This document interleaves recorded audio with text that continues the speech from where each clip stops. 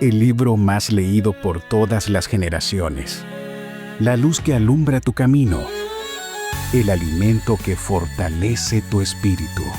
Narrado por Wendy Necio Sub, la Biblia en 365 días. 8 de mayo, día 128 de estos 365 días. Y el tema es que nunca me falte tu voz. Y me refiero a la voz de Dios. Hola familia de la Biblia en 365 días. Bienvenidos a este episodio 128. Hoy nuestro corazón sigue latiendo con la necesidad más urgente que tiene: escuchar la voz de Dios. Porque cuando su voz nos guía, el silencio se disipa y cuando Él habla, lo que estaba muerto resucita. Nuestras lecturas para el día de hoy las encontramos en 1 de Samuel, capítulo 2, verso 22, hasta el capítulo 4, verso 22.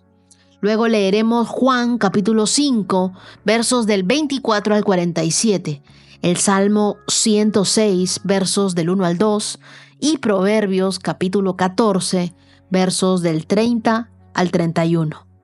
Antes de empezar, quiero agradecerles profundamente por todas sus palabras de aliento, sus mensajes, sus oraciones, que me muestran el cariño que me tienen tras el fallecimiento de mi querida tía Ruth. En medio del dolor, Dios ha sido nuestro consuelo. Y saben, hace unos días nomás terminábamos de leer el libro que lleva su nombre. Me fortalece Filipenses capítulo 1, verso 21, que dice: porque para mí el vivir es Cristo y el morir es ganancia. No le temamos a la muerte, sino aprendamos a vivir con una confianza plena en nuestro Dios. Nuestra vida tiene sentido cuando está en Cristo. Y tu muerte es un paso más cerca a tu Salvador. La vida de alguien que camina con Jesús siempre tiene propósito. No se trata solo de existir, sino de reflejar a Cristo en cada palabra, en cada decisión y en cada acción. Mi tía Ruth vivió así, con una fe firme, en oración constante y dejando un legado que apunta al cielo. Su vida fue un testimonio de amor y su paso por este mundo tocó corazones y edificó vidas. Alguien me podría decir, pero ¿cómo puedes decir que morir es mejor? Es que para el creyente, la muerte no es derrota, la muerte es coronación. No es el fin, es el inicio de una eternidad con aquel a quien amamos y servimos. Mi tía Ruth no ha perdido la vida, ha ganado plenamente estar en la presencia de Dios. Para nosotros, los que creemos y leemos la Biblia, la muerte no es el final para quienes viven en Cristo. Es el principio de una gloria que jamás tendrá fin. Y también quiero contarles que las oraciones funcionan. Muchos sabían que estuve luchando con una fuerte tendinitis en la mano que incluso me impidió grabar con normalidad. Pero gloria a Dios, hoy puedo decir que ya no tengo dolor, mi mano está bien, ya la muevo con normalidad. Gracias por cada oración, por cada audio, cada mensajito.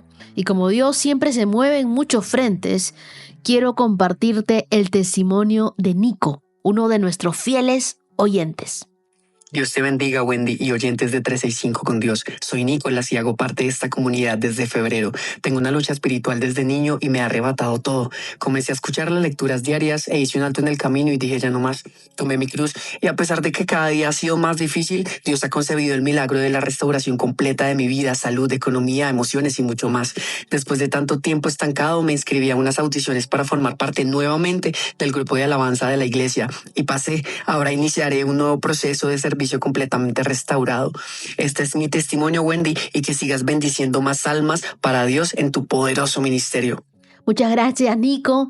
Y yo le doy las gracias a Dios por cada testimonio, cada vida cambiada, porque la voz de Dios no solamente nos sana, también nos restaura. Y quiero regalarle a Nico y también a algún otro oyente este verso de Jeremías, capítulo 32, versos 38 y 39, que dice: ellos serán mi pueblo y yo seré su Dios.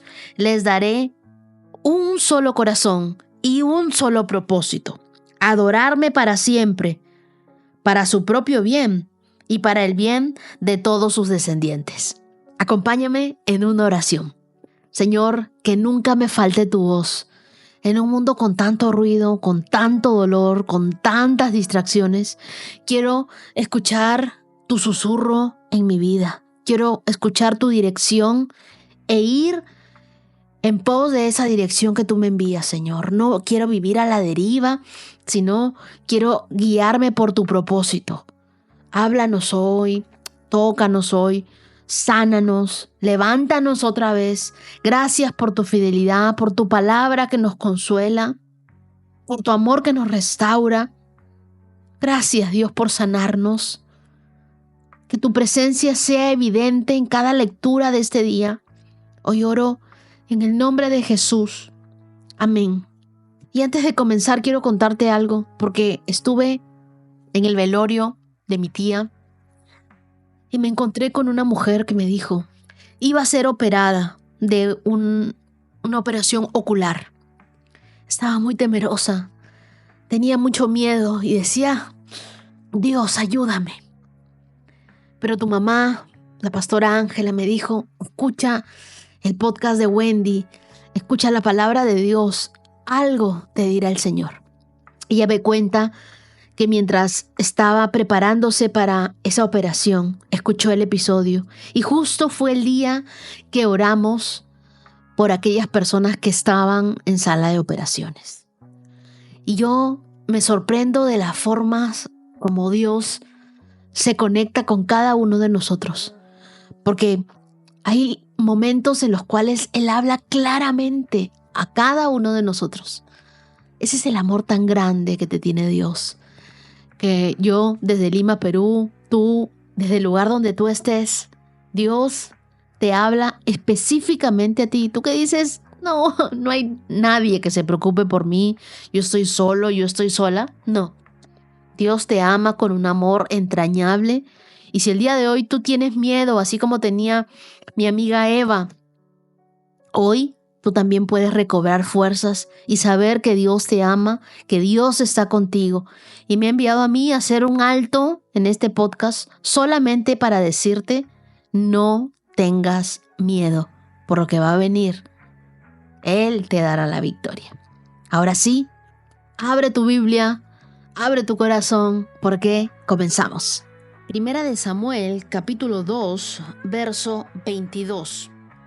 Ahora bien, Elí era muy viejo, pero estaba consciente de lo que sus hijos le hacían al pueblo de Israel. Por ejemplo, sabía que sus hijos seducían a las jóvenes que ayudaban a la entrada del tabernáculo. Elí les dijo, he oído lo que la gente dice acerca de las cosas perversas que ustedes hacen. ¿Por qué siguen pecando? Basta, hijos míos. Los comentarios que escucho del pueblo del Señor no son buenos. Si alguien peca contra otra persona, Dios puede mediar por el culpable. Pero si alguien peca contra el Señor, ¿quién podrá interceder? Sin embargo, los hijos de Elí no hicieron caso a su padre, porque el Señor ya había decidido quitarles la vida. Mientras tanto, el niño Samuel crecía en estatura física y en el favor del Señor y en el de toda la gente. Cierto día, un hombre de Dios vino a Elí y le dio el siguiente mensaje del Señor. Yo me rebelé a tus antepasados cuando eran esclavos del faraón en Egipto. Elegí a tu antepasado Aarón de entre todas las tribus de Israel para que fuera mi sacerdote y ofreciera sacrificios sobre mi altar, quemara incienso y vistiera el chaleco sacerdotal cuando me servía. Y les asigné las ofrendas de los sacrificios a ustedes, los sacerdotes. Entonces, ¿por qué menosprecian mis sacrificios y ofrendas? ¿Por qué les das más honor a tus hijos que a mí? Pues tú y ellos han engordado con lo mejor de las ofrendas de mi pueblo Israel. Por lo tanto, el Señor Dios de Israel dice, prometí que los de tu rama de la tribu de Leví me servirían siempre como sacerdotes. Sin embargo, honraré a los que me honran y despreciaré a los que me menosprecian. Llegará el tiempo cuando pondré fin a tu familia para que ya no me sirva en el sacerdocio. Todos los miembros de tu familia morirán antes de tiempo, ninguno llegará a viejo. Con envidia mirarás cuando derrame prosperidad sobre el pueblo de Israel, pero ningún miembro de tu familia jamás cumplirá sus días.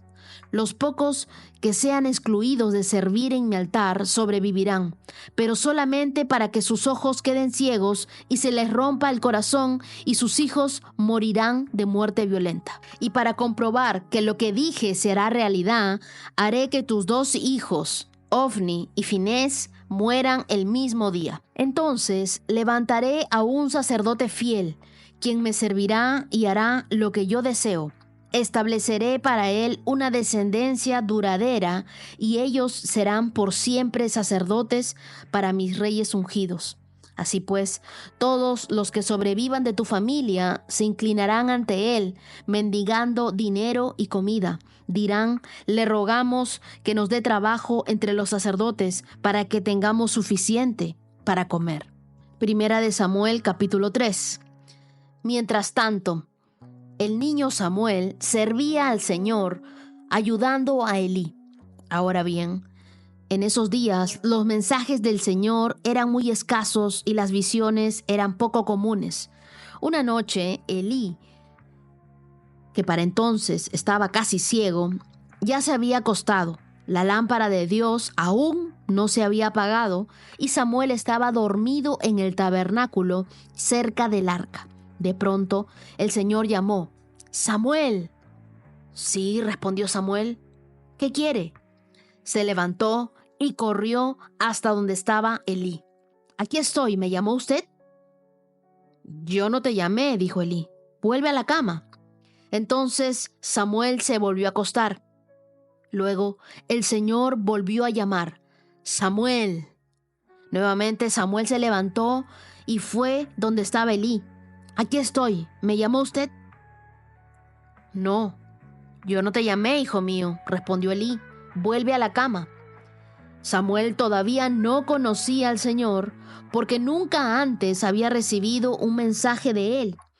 Así que el Señor llamó por tercera vez y una vez más Samuel se levantó y fue a donde estaba Elí. «Aquí estoy, ¿me llamó usted?». En ese momento Elí se dio cuenta de que era el Señor quien había llamado al niño. Entonces le dijo a Samuel: «Ve, acuéstate de nuevo, y si alguien vuelve a llamarte, di: habla, Señor, que tu siervo escucha». Así que Samuel volvió a su cama, y el Señor vino y llamó igual que antes: «Samuel, Samuel». Y Samuel respondió: «Habla, que tu siervo escucha». Entonces el Señor le dijo a Samuel: «Estoy por hacer algo espantoso en Israel.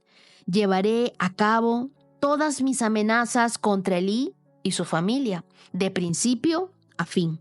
Le advertí que viene juicio sobre su familia para siempre, porque sus hijos blasfeman a Dios, y Él no los ha disciplinado.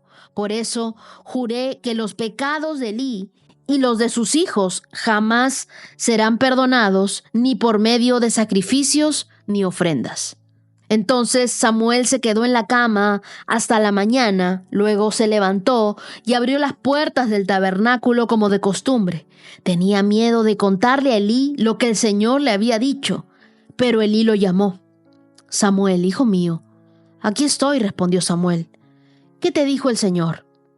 «Dímelo todo, y que el Señor te castigue y aún te mate si me ocultas algo». Entonces Samuel le contó todo a Elí y no le ocultó nada. «Es la voluntad del Señor», respondió Elí, «que él haga lo que mejor le parezca». El Señor estaba con Samuel mientras crecía, y todo lo que Samuel decía se cumplía. Entonces todo Israel, desde Dan en el norte hasta Beerseba en el sur, supo que Samuel había sido confirmado como profeta del Señor. El Señor siguió apareciéndose en Silo y le daba mensajes a Samuel allí en el tabernáculo. y las palabras de Samuel llegaban a todo el pueblo de Israel. Primera de Samuel, capítulo 4. En aquel tiempo, Israel estaba en guerra con los filisteos. El ejército israelita acampaba cerca de Ebenezer y los filisteos estaban en Afec. Los filisteos atacaron al ejército de Israel y lo derrotaron, matando a 4,000 hombres. Terminada la batalla, las tropas se retiraron a su campo y los ancianos de Israel se preguntaban, ¿por qué permitió el Señor que los filisteos nos derrotaran? Después dijeron, traigamos de Silo el arca del pacto del Señor. Si la llevamos con nosotros a la batalla, nos salvará de nuestros enemigos. Así que enviaron hombres a Silo para que trajeran el arca del pacto del Señor de los ejércitos celestiales, quien estaba entronizado entre los querubines. Los hijos de Elí, Ofni y Finés, también estaban allí con el arca del pacto de Dios. Cuando los israelitas vieron que el arca del pacto del Señor llegaba al campamento, su grito de alegría fue tan fuerte que hizo temblar la tierra. ¿Qué está pasando?, se preguntaron los filisteos. ¿Qué es todo ese griterío en el campamento de los hebreos? Cuando les dijeron que era porque el arca del Señor había llegado al campamento, entraron en pánico. Los dioses nunca han llegado a su campamento, exclamaron. Esto es un desastre. Nunca antes nos hemos enfrentado a algo así. ¡Socorro! ¿Quién podrá librarnos de los dioses poderosos de Israel? Son los mismos dioses que destruyeron a los egipcios con plagas cuando Israel estaba en el desierto. Filisteos, peleen como nunca antes. Si no lo hacen, seremos esclavos de los hebreos, así como ellos han sido esclavos nuestros. Peleen como hombres. Así que los filisteos pelearon con desesperación y de nuevo derrotaron a Israel. La matanza fue grande. Ese día murieron 30,000 soldados israelitas. Los sobrevivientes dieron la vuelta y huyeron cada uno a su carpa. Entonces los filisteos capturaron el arca de Dios y mataron a Ofni y Finés, los 2 hijos de Elí. Un hombre de la tribu de Benjamín corrió desde el campo de la batalla y más tarde, ese mismo día, llegó a Silo. Había rasgado su ropa y echado polvo sobre su cabeza en señal de dolor. Elí esperaba junto al camino para oír noticias de la batalla, pues estaba tan preocupado por la seguridad del arca de Dios que le temblaba el corazón. Cuando llegó el mensajero y le contó lo que había sucedido, un clamor resonó por todo el pueblo. ¿A qué se debe todo ese ruido?, preguntó Elí. Entonces el mensajero corrió a donde estaba Elí, quien tenía 98 años de edad y ya estaba ciego, y le dijo: acabo de llegar del campo de la batalla, estuve allí hoy mismo. ¿Qué pasó, hijo mío?, preguntó Elí. Israel fue derrotado por los filisteos, le contestó el mensajero. Masacraron a la gente, también mataron a sus 2 hijos, Ofni y Finés, y capturaron el arca de Dios. Cuando el mensajero mencionó lo que había sucedido al arca, Elí cayó de espaldas de su asiento junto a la puerta, se quebró la nuca y murió, porque era viejo y demasiado gordo. Durante 40 años había sido el juez de Israel. La nuera de Elí, esposa de Finés, estaba embarazada y próxima a dar a luz. Cuando se enteró de que habían capturado el arca de Dios y que su suegro y su esposo habían muerto, entró en trabajo de parto y dio a luz. Ella murió después del parto, pero antes de que muriera, las parteras trataron de animarla. No tengas miedo, le dijeron, tienes un varón. Pero ella no contestó ni prestó atención. Al niño le puso por nombre Icabod, que significa ¿dónde está la gloria? Porque dijo, la gloria de Israel se ha ido. Le puso ese nombre porque el arca de Dios había sido capturada y porque murieron su suegro y su esposo. Y luego dijo, la gloria se ha ido de Israel porque el arca de Dios ha sido capturada. En un tiempo donde la corrupción espiritual se había normalizado, la voz de Dios dejó de ser escuchada. Yo pienso que comenzó a ser silenciada. Cuando la reverencia se pierde y la permisividad toma el lugar de la corrección, incluso lo más sagrado como el arca del pacto puede convertirse en un símbolo de derrota en lugar de gloria. Esta porción de Primera de Samuel nos confronta con una verdad contundente. Cuando la presencia de Dios se trivializa, se toma menos, su voz se apaga. Situémonos en los días finales del liderazgo de Elí, el sumo sacerdote de Silo. Israel vivía una época de decadencia espiritual, social y también moral. El tabernáculo ya no era el centro del avivamiento, sino era un escenario de corrupción. Los hijos de Elí, Ofni y Finés abusaban del sacerdocio, robaban las ofrendas y pervertían sexualmente a las mujeres a la entrada del tabernáculo. Es lo que nos dice el capítulo 2, verso 22. Elí estaba consciente del pecado de sus hijos, pero no ejercía ninguna corrección contundente ni ninguna disciplina. El juicio divino no tardaría en anunciarse. ¿Qué vemos en Elí? El capítulo 2, el verso 29 dice: ¿por qué honras a tus hijos más que a mí? La permisividad de Elí era un liderazgo que él temía confrontar.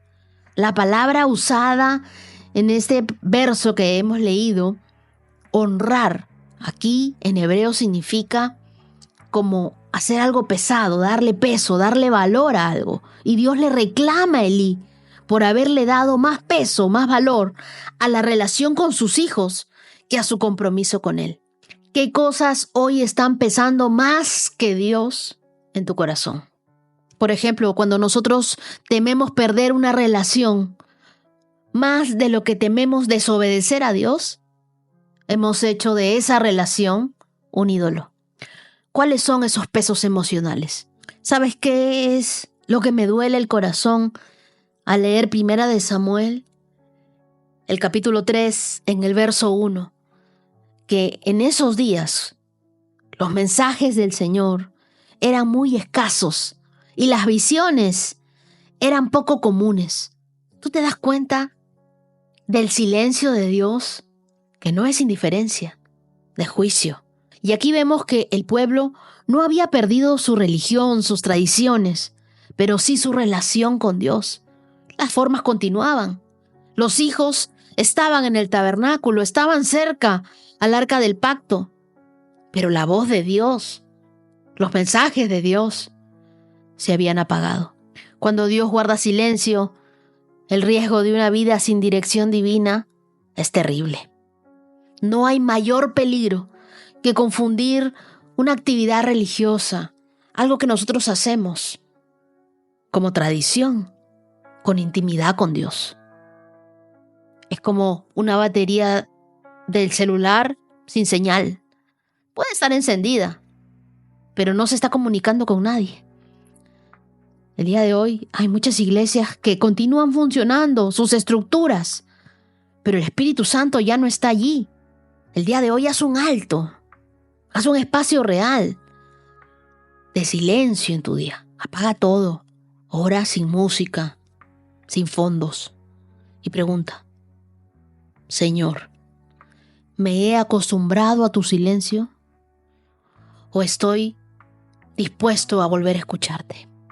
Porque ¿sabes qué? La voz de Dios busca un corazón disponible, no un currículum perfecto. Samuel era joven, era inexperto y no venía de una línea sacerdotal pura, pero su corazón estaba atento mientras otros dormían. Samuel estaba escuchando a Dios.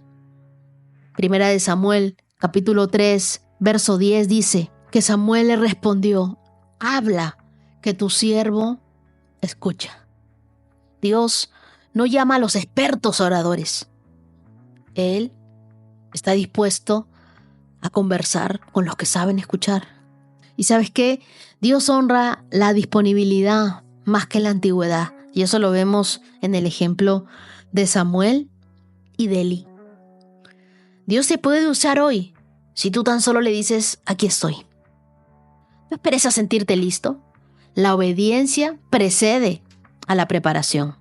Y luego vemos en los versos del 15 al 21 que Samuel se convirtió en el vocero del Señor.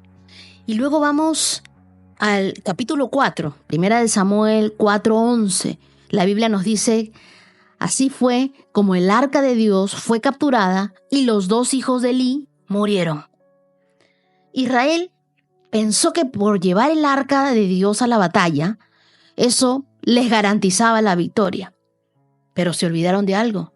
La presencia de Dios no puede manipularse. Ellos usaron algo sagrado como un amuleto. Y el arca del pacto no es un amuleto, es un símbolo de santidad. La presencia de Dios no es algo que uno pueda exigir con estrategias humanas, sino se conquista con un corazón rendido. Es como tener una Biblia abierta en casa, pensando que eso a uno lo protege, mientras que el corazón está alejado del Dios de esa Biblia. Lo sagrado, sin obediencia, es solo superstición. Y finalmente, en el verso 21, le pusieron por nombre Icabod, que significa ¿dónde está la gloria? Porque el arca de Dios había sido capturada. La gloria no se perdió porque Dios no falló, sino porque el pueblo olvidó temerle. El corazón de Israel no se dio cuenta de que lo peor no era perder una guerra, sino perder la presencia de Dios. La ausencia de la gloria no se nota en la rutina, pero se siente en la eternidad. Tú y yo no fuimos creados para visitar la presencia de Dios. Fuimos creados para habitar en la presencia de Dios.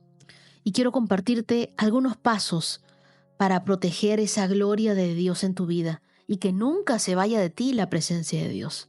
Lo primero, siempre haz espacio para la presencia de Dios. Así como María, a los pies de Jesús, elige lo eterno sobre lo urgente. Lo segundo, no toleres lo que Dios ya ha juzgado. No negocies con aquello que enfría tu fuego espiritual. Lo tercero, ora por sensibilidad espiritual. Dile, Dios, quiero que me duela lo que a ti te duele, que no me acomode al pecado. Y lo cuarto, sé un guardián de la presencia de Dios. Cuida tu mente, tus oídos, tus prioridades y no dejes que lo santo sea robado por algo superficial. Ora conmigo. Dios, no permitas que mi corazón se acostumbre al silencio, ni mucho menos al pecado. Que no te reemplace por costumbres religiosas, ni honre lo temporal más que tu presencia.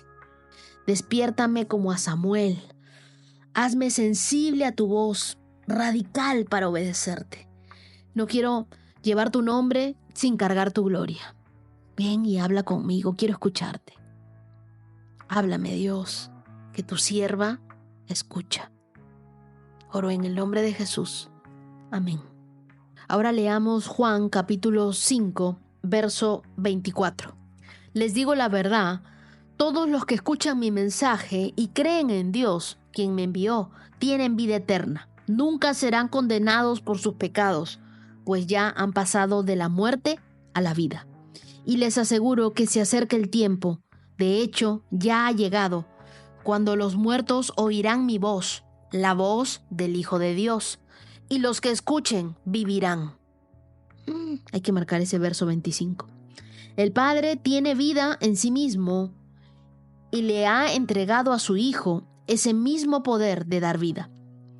Y le ha dado autoridad para juzgar a todos, porque es el Hijo del Hombre. No se sorprendan tanto, ciertamente ya se acerca el tiempo en que todos los que están en las tumbas oirán la voz del Hijo de Dios y resucitarán. Los que hicieron el bien resucitarán para gozar la vida eterna, y los que continuaron en su maldad resucitarán para sufrir el juicio. Yo no puedo hacer nada por mi propia cuenta, juzgo según Dios me indica, Por lo tanto, mi juicio es justo, porque llevo a cabo la voluntad del que me envió y no la mía. Si yo diera testimonio en mi propio favor, mi testimonio no sería válido, pero hay otro que también da testimonio de mí, y les aseguro que todo lo que dice acerca de mí es verdad. De hecho, ustedes enviaron a sus hombres para que escucharan a Juan el Bautista, y el testimonio que dio acerca de mí fue cierto. Por supuesto, no necesito testigos humanos, pero digo estas cosas para que ustedes sean salvos. Juan era como una lámpara que ardía y brillaba, y ustedes se entusiasmaron con su mensaje durante un tiempo. Pero yo tengo un testigo aún más importante que Juan: mis enseñanzas y mis milagros. El Padre me dio estas obras para que yo las realizara, y ellas prueban que Él me envió. El Padre mismo, quien me envió, ha dado testimonio de mí. Ustedes nunca han oído su voz, ni lo han visto cara a cara, y no tienen su mensaje en el corazón, porque no creen en mí, que soy a quien el Padre les ha enviado. Ustedes estudian las Escrituras a fondo porque piensan que ellas les dan vida eterna, pero las Escrituras me señalan a mí. Sin embargo, ustedes se niegan a venir a mí para recibir esa vida. La aprobación de ustedes no significa nada para mí, porque sé que no tienen el amor de Dios adentro. Yo he venido en nombre de mi Padre y ustedes me han rechazado. Sin embargo, si otros vienen en su propio nombre, ustedes los reciben con gusto. Con razón les cuesta creer, pues a ustedes les encanta honrarse unos a otros, pero no les importa la honra que proviene del único que es Dios. Sin embargo, no soy yo quien los acusará ante el Padre. Moisés los acusará. Sí, Moisés, en quien ustedes han puesto su esperanza. Si en verdad le creyeran a Moisés, me creerían a mí, porque él escribió acerca de mí. Pero como no creen en lo que él escribió, ¿cómo creerán lo que yo digo? Este pasaje es una de las declaraciones más impactantes de Jesús sobre su autoridad divina. Aquí, Cristo no solo afirma que tiene poder para dar vida y juzgar, sino que revela el secreto de la vida eterna: escuchar y creer. En un mundo lleno de ruido, su voz sigue siendo la única capaz de resucitar lo muerto. Juan 5:24 dice: les digo la verdad, todos los que escuchan mi mensaje y creen en Dios, quien me envió, tienen vida eterna. Jesús está respondiendo a los líderes judíos que lo acusaban de blasfemia por hacer milagros en sábado y sobre todo por igualarse con Dios. En este contexto, Jesús hace una afirmación directa: Él tiene la misma autoridad que el Padre. En ese momento, fue un escándalo para los fariseos, porque en su cosmovisión judía, solo Yahvé podía juzgar, podía dar vida, podía recibir adoración. Pero Jesús está haciendo algo que ningún profeta hizo antes: ponerse en el mismo nivel que el Dios eterno. ¿Tú quieres saber la fórmula de la vida eterna? Escuchar y creer. Eso es lo que nos decía la Biblia en Juan 5:24. Y dice: tienen vida eterna y nunca serán condenados por sus pecados. Aquí Jesús usa un tiempo verbal en presente continuo. Tienen, no es en futuro. La vida eterna comienza en el momento en el que nosotros creemos, no cuando morimos.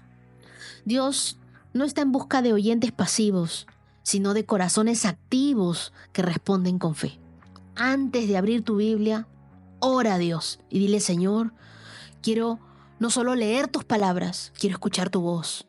Escribe lo que sientas que Dios te dice y luego busca obedecerlo cada día. Por eso es que es tan importante nuestra lectura diaria y no la dejamos pase lo que pase.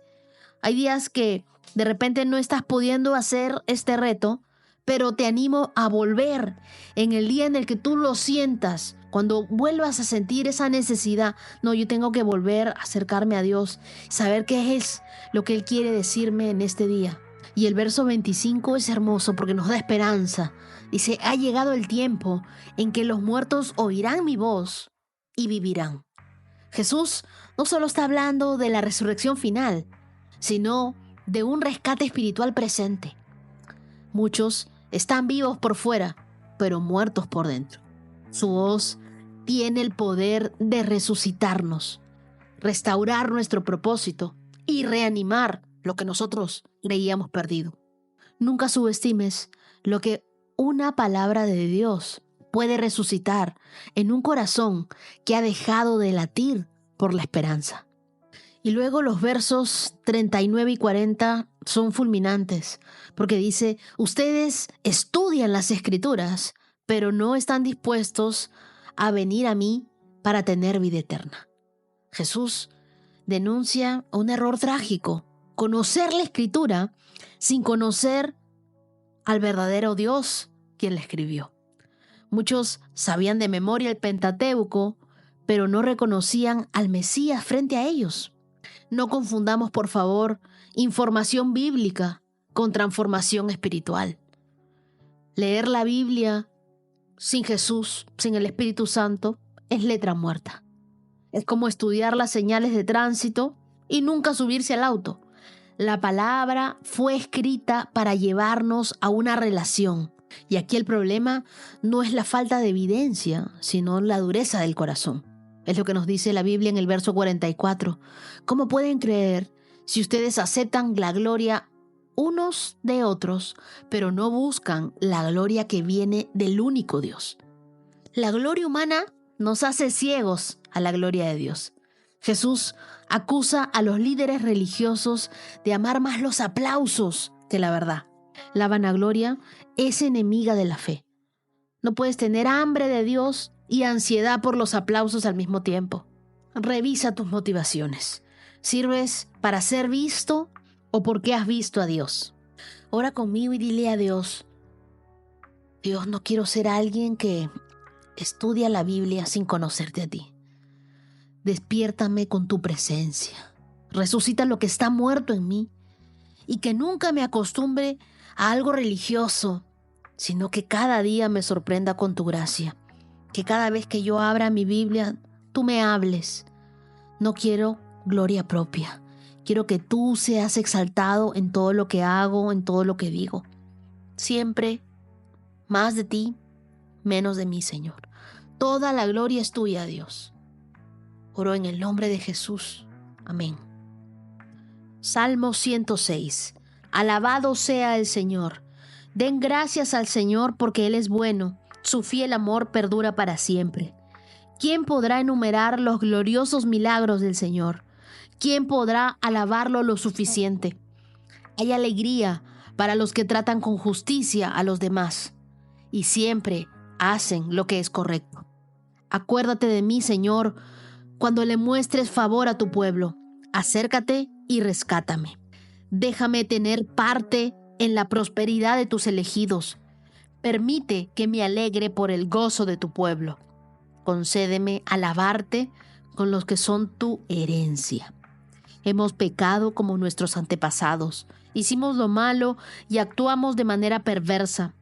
Nuestros antepasados en Egipto no quedaron conmovidos ante las obras milagrosas del Señor. Pronto olvidaron sus muchos actos de bondad hacia ellos. En cambio, se rebelaron contra Él en el Mar Rojo. Aún así, Él los salvó para defender el honor de su nombre y para demostrar su gran poder. Ordenó al Mar Rojo que se secara y condujo a Israel a través del mar como si fuera un desierto. Así los rescató de sus enemigos y los libertó de sus adversarios. Después, el agua volvió y cubrió a sus enemigos. Ninguno de ellos sobrevivió. Entonces el pueblo creyó las promesas del Señor y le cantó alabanzas. Marca ese verso 12. El Salmo 106 es una confesión colectiva. No es simplemente una historia del pasado, sino es un espejo del corazón humano de cómo olvida quién es Dios y lo que ha hecho. Israel vio milagros, pero también los olvidó. Cantó alabanzas, pero pronto murmuró. Este pasaje es un recordatorio poderoso de que el problema nunca ha sido la fidelidad de Dios, sino nuestra memoria frágil. El salmo comienza con alabanza. Verso 1. Alaben al Señor. Den gracias al Señor porque Él es bueno. Su fiel amor perdura para siempre. ¿Te diste cuenta que el verso 1 dice que el fiel amor de Dios perdura para siempre? La palabra fiel, el fiel amor de Dios, ese esed, es una de las más ricas de toda la Biblia. No solo implica un amor genuino, sino un compromiso leal, una misericordia activa, una gracia inmerecida. La gracia de Dios no es una salida de emergencia, es una puerta abierta para nosotros todos los días. Y este verso 1 nos recuerda que aunque tú y yo cambiemos de ánimo, Él no cambia de carácter. No ores basándote en cómo te sientes, sino en quién es Dios y lo que Él puede hacer en tu vida. El verso 7 dice, sin embargo, nuestros antepasados en Egipto no apreciaron tus milagros, pronto se olvidaron de tus muchos actos de bondad para ellos. El olvido espiritual es una forma de desobediencia. Ellos no apreciaron, no recordaron, no confiaron. ¿Te das cuenta? El olvido no fue un accidente, fue una elección. El no recordar lo que Dios ha hecho es minimizar su gloria y exagerar nuestro miedo. Yo pienso que la desobediencia comienza cuando dejamos de recordar lo que Dios ya ha hecho en nuestras vidas, de dónde nos ha rescatado. Por eso te hice resaltar el verso 12. Entonces, creyeron en sus promesas y cantaron su alabanza.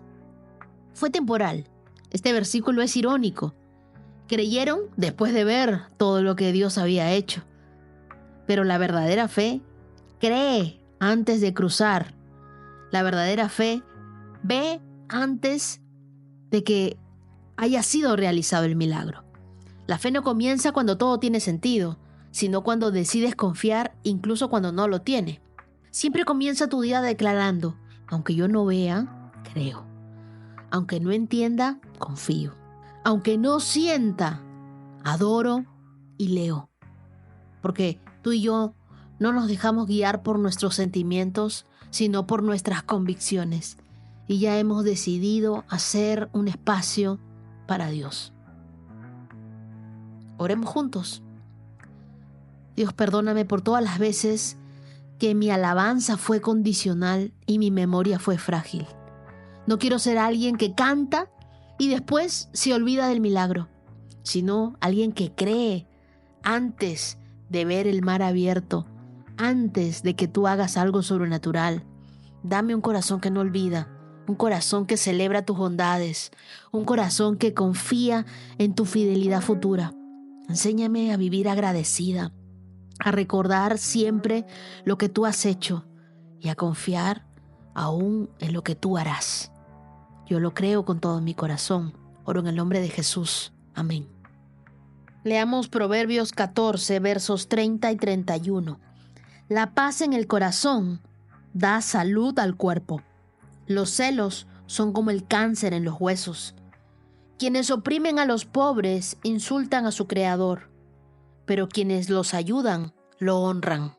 En estos dos proverbios, el autor pone en contraste dos pares espirituales: la paz versus la envidia y la comparación versus la opresión. Un corazón en paz es medicina para todo. Dice la Biblia, la paz en el corazón da salud al cuerpo. La paz interior no es un lujo emocional, es una necesidad espiritual. Cada vez que tú sientas envidia, inseguridad o comparación, detente y agradece en voz alta. 3 cosas que Dios ha hecho en tu vida. La envidia no solo lastima, destruye. La envidia corroe los huesos. La imagen es fuerte. No solo daña superficialmente, sino que desecha desde adentro. Compararte es decirle a Dios que no hizo bien su trabajo contigo. La envidia te hace competir donde Dios te llamó a colaborar. Te roba alegría la envidia, te roba visión, te roba fe. No es bueno ser una persona envidiosa, porque cuando tú envidias a otro, estás diciendo y estás creyendo que Dios no te puede bendecir a ti de igual o de mejor manera. Cada día dile: Dios, ayúdame a celebrar lo que haces en otros, sin sentir que te olvidas de mí, porque Dios nunca se olvida de ti. Y por último, nos dice que ayudar a los pobres es un acto de honor hacia Dios. Este verso va más allá de la limosna.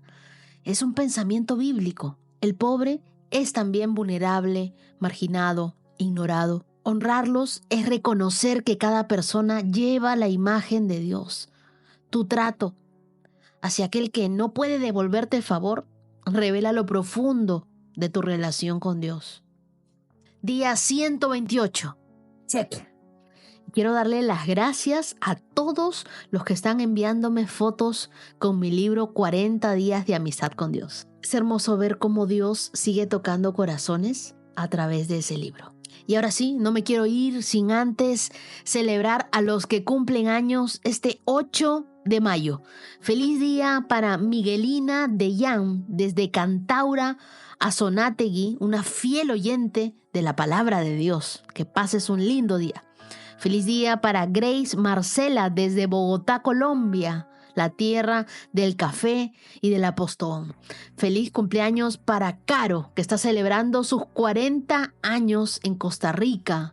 40 años, una nueva temporada. Pídele a Dios algo especial para tu vida. Feliz cumpleaños para Mayrelin Virijete en Santo Domingo, República Dominicana. Para Mayrelin me han escrito 1, 2, 3, 4 personas, porque ella se reúne con un grupo de amigas a leer la Biblia en 365 días. Mi querida Mayrelin, que pases un hermoso día rodeado de todos tus seres queridos. Feliz cumpleaños para Marisol Meneses desde Venezuela. Y también otro saludo para República Dominicana. ¡Qué lindo! Para Lorena Iciano. Que Dios te bendiga. Feliz cumpleaños para Angie Sandres Chinchilla, que está cumpliendo 34 años desde Honduras. Hasta Honduras, que llegue una fuerte felicitación de toda esta comunidad de la Biblia en 365 días. Feliz cumpleaños también para Leandra Reyes de Dios. Mira, en República Dominicana nuevamente. El Caribe me está llamando, amigos, ¿ah? Feliz cumpleaños para Lisette Andrade desde El Salvador. Feliz cumpleaños también para Melanie Guzmán en Costa Rica. Feliz cumpleaños para Andrea Falcón. Y por último, feliz cumpleaños para Viviana Gutiérrez desde Guatemala. Que tengan un hermoso día, que el Señor los abrace con su favor en este nuevo año de vida. Que recuerden que Dios no solo celebra su existencia, sino que tiene planes preciosos para cada uno de ustedes. Feliz cumpleaños para todos. Nos escuchamos el día de mañana con más de la palabra de Dios. Vengan muy expectantes porque Dios quiere hablarnos todos los días. Bendiciones.